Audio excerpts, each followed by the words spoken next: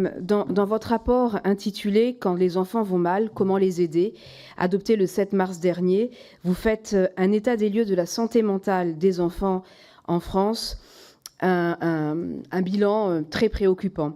Pour reprendre quelques chiffres, entre 2014 et 2021, vous montrez que la consommation de psychotropes chez l'enfant et l'adolescent a augmenté de 62% pour les antidépresseurs, 78% pour les psychostimulants et 155% pour les hypnotiques et sédatifs. Vous concluez que les enfants sont nettement plus exposés que les adultes à la souffrance psychique et aux difficultés psychologiques, mais aussi à la médication. Vous craignez d'ailleurs une substitution des aides psychothérapeutiques,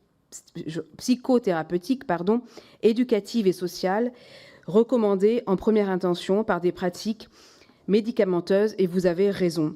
La sécurité affective de l'enfant est aussi fondamentale que la sécurité physique. La relation enfant-adulte, quel qu'il soit parent, proche ou professionnel, est au cœur de cette nouvelle approche. La sécurité affective est le point de départ de tout développement linguistique, cognitif, comportemental, moteur, sensoriel, moral, social et bien sûr affectif. Seulement, la sécurité affective nécessite de changer de paradigme dans la politique d'accueil du jeune enfant.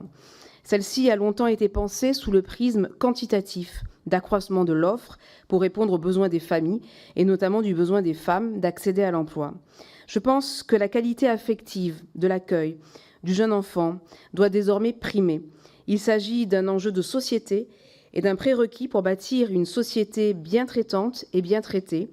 Une telle réforme, d'ailleurs, serait de nature aussi à trouver une issue à la crise des vocations dans les métiers de la petite enfance. Dès lors, quelles sont les pistes à envisager pour faire de la sécurité affective un objectif prioritaire de politique d'accueil du jeune enfant ? Merci.